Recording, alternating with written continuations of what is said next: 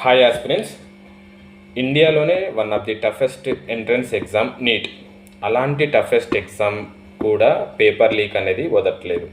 2024 NEET ఏదైతే paper exam అయిందో, NEET paper అయిందో, దాన్ని June 4th మనకు రిజల్ట్ అనేది రావడం జరిగింది. సో June 4th మనకు లోక్సభ రిజల్ట్ ఎంత ఫేమస్ అయిందో, రిజల్ట్ వచ్చి హాట్ టాపిక్ అయిందో, అంతే హాట్ టాపిక్గా మనకు నీట్ పేపర్ ఇష్యూ కూడా హాట్ టాపిక్ వచ్చింది, సోషల్ మీడియాలో వైరల్ అయింది. ఎందుకంటే ఎప్పుడూ లేనటువంటిగా 2024లో ఓవరాల్గా 67 ఆస్పిరెంట్స్కి 720/720 స్కోర్ అనేది రావడం జరిగింది. 2023లో ఓన్లీ ఇద్దరు ఆస్పిరెంట్స్కి 720/720 వచ్చాయి. 2024లో సరికి 67 ఆస్పిరెంట్స్కి 720/720 అనేది స్కోర్ అనేది రావడం జరిగింది.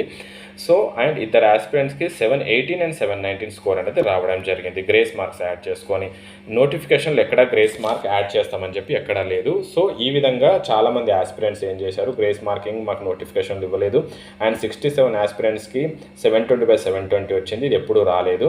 అండ్ ఒకటే ఎగ్జామ్ సెంటర్ నుంచి సంబంధించిన ఆస్పిరెంట్స్ 6 మెంబర్స్కి 720/720 వచ్చింది.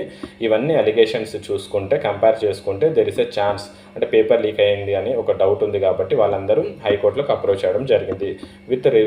అంటే ఎవరి స్టేట్కి సంబంధించిన హైకోర్టు వాళ్ళు అప్రోచ్ అవ్వడం జరిగింది. నీట్ ఎగ్జామ్ ఎవరైతే రాసిన ఆస్పిరెంట్స్. ఈరోజు సుప్రీంకోర్టు ఏం చేసిందంటే ఆ అన్ని హైకోర్టు కేసెస్ మీద స్టే ఇచ్చిందనమాట. స్టే ఇచ్చి ఆ హైకోర్టు కేసెస్ మీద అన్నిటి సంబంధించి ఆ కేసెస్ని అన్ని సుప్రీంకోర్టుకు డైవర్ట్ చేయాలి, అప్పటి వరకు కౌన్సిలింగ్ని హోల్డ్ చేయాలని చెప్పేసి స్టే ఆర్డర్ కాపీ అనేది రిలీజ్ చేయడం జరిగింది. ఒక ఆర్డర్ కాపీ రిలీజ్ చేయడం జరిగింది. దీనికి సంబంధించిన మొత్తానికి అయితే మనకు నీట్ పేపర్ లీక్ మొత్తానికి మూల సూత్రధారి అమిత్ ఆనంద్ అనమాట. అతను ఏం చేశాడు, దానాపూర్ మున్సిపల్ కార్పొరేషన్లోని జేఈగా బాధ్యత నిర్వహిస్తున్న సికిందర్తో కలిసి నలుగురికి పేపర్ అనేది 1 day బిఫోర్ లీక్ చేయడం జరిగిందనమాట. సో ఓవరాల్గా నీట్కి సంబంధించి 3 ఎఫ్ఐఆర్లు అనేది ఫైల్ అయ్యాయి.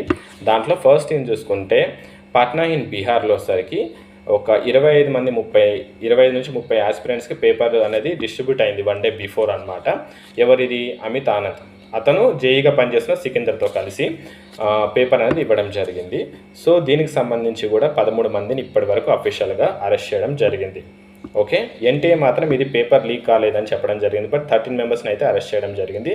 దాంట్లో వన్ ఆఫ్ ది మెంబర్ ఎవరైతే ఉన్నారో బీహార్లోని సమస్తీపూర్కి చెందిన అనురాగ్ యాదవ్. ఈ అనురాగ్ యాదవ్ ఎవరో కాదు, సికిందర్ వాళ్ళ రిలేటివ్. అనురాగ్ యాదవ్ వాళ్ళ అంకులే సికిందర్ అనమాట. సో సికిందర్ అయితే అమిత్ ఆనంద్ సికిందర్తో కలిసి పేపర్ అనేది లీక్ చేయడం జరిగింది కాబట్టి సికిందరు అనురాగ్ యాదవ్ వాళ్ళ రిలేటివ్ పర్సన్కి కూడా ఈ నీట్ ఎగ్జామ్ ఎవరైతే ఎంట్రన్స్ రాస్తుందో తను కూడా పేపర్ ఇవ్వడం జరిగింది. తను కూడా హ్యూజ్ స్కోర్ అనేది గెట్ ఇన్ అయ్యాడనమాట. సో ఇదొక ఎఫ్ఐఆర్. సెకండ్ ఎఫ్ఐఆర్ వచ్చేసరికి గోద్రే ఇన్ గుజరాత్ అనమాట.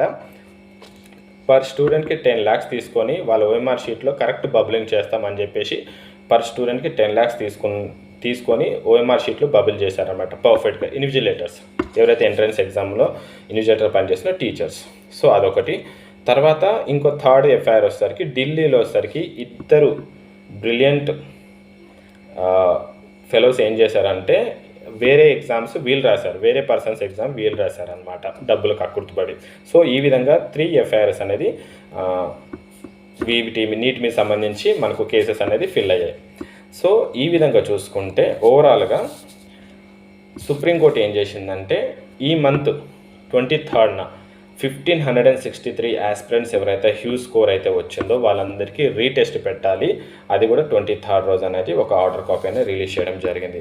సో ఈ విధంగా చూసుకుంటే స్మాల్ ఎగ్జామ్స్ కావచ్చు, ఇప్పుడు ఫర్ ఎగ్జాంపుల్ తెలంగాణలో సంబంధించిన Group 1 ఎగ్జామ్ కావచ్చు, నీట్ ఎగ్జామ్ కావచ్చు, ఇలా ఏ ఇంపార్టెంట్ ఎగ్జామ్ కావచ్చు, స్మాల్ కావచ్చు, బిగ్ కావచ్చు, పేపర్ లీక్ అనేది కామన్గా అయిపోయింది. దీని ద్వారా చూసుకుంటే మనకు ఒక డాక్టర్ ఎగ్జామ్కి నువ్వు అన్ఫిట్ క్యాండిడేట్ని తీసుకెళ్ళి స్కోర్ 720/720 ఇచ్చి వాడు మెడికల్ చేసి డాక్టర్ అయ్యి ఏం క్వాలిటీ ఆఫ్ వాడు ఇవ్వగలుగుతాడు మనకు అవుట్పుట్. సో ఈ విధంగా చూసుకోండి, ఎక్కడనేది లీక్ అనేది కంటిన్యూ అవుతూనే ఉంటుంది. సో దీనికి రీసెంట్గా మనకు సెంట్రల్ గవర్నమెంట్ అనేది ఒక ఆర్డర్ కూడా తీసుకురావడం జరిగింది. Recently 2024 the public examination prevention of unfair means అని చెప్పేసి ఒక బిల్ కూడా తీసుకోవడం రావడం జరిగింది 2024లో. ఇలాంటి పేపర్ ఎవరైనా లీక్ చేస్తే వాళ్ళని డైరెక్ట్లీగా నాన్ బెయిలబుల్ కేసు ఒకటి ఉంటుంది, వాళ్ళకి బెయిల్ కూడా ఉండదు. అండ్ వాళ్ళకి 3 years నుంచి 5 years వరకు వాళ్ళకు జైలు శిక్ష ఉంటుంది. అండ్ 10 lakhs వరకు వాళ్ళకు ఫైన్ అనేది ఉంటుంది. అదే ఒక ఆస్పిరెంట్స్ పేపర్ లీక్ కాకుండా ఒక ఆర్గనైజేషన్ కానీ ఇన్వాల్వ్మెంట్ అయితే వాళ్ళకు కంపల్సరీ 10 years జైలు శిక్ష పడుతుంది. అండ్ వాళ్ళకు 1 crore వరకు ఫైన్ అనేది ఉంటుందని చెప్పడం జరిగింది. ఇది మనకు 2024లోనే రీసెంట్గా బిల్ రావడం జరిగింది. The public examination prevention of unfair means అని చెప్పేసి. ఇది దేనికి అప్లికేబుల్ అవుతున్న దాంట్లో లిస్ట్లో చూసుకుంటే UPSC, SSC, RRBs and IBPS and national testing agency NTA నిర్వహిస్తున్న JEE, నీట్ అండ్ CUETలో అప్లికేబుల్ ఉంది. సో ఈ బిల్లు సంబంధించి నీట్ కూడా అప్లికేబుల్ కాబట్టి ఈ కేసు అనేది మనకు ఈ టాపిక్ అనేది బిల్ అనేది చాలా important topic for current affairs. That's it for the neat paper leak information. Thank you.